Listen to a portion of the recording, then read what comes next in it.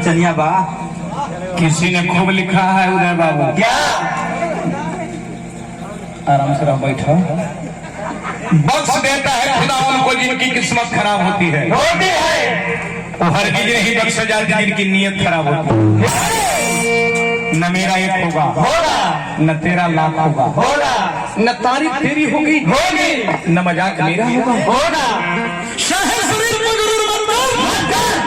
तेरा भी राख होगा, मेरा भी राख होगा। जिंदगी भर ब्रांडेड ब्रांडेड करने वाले याद रख, कफन का कोई ब्रांड नहीं होता। कोई रोकर दिल बहलाता है, कोई हंसकर दर्द छुपाता है।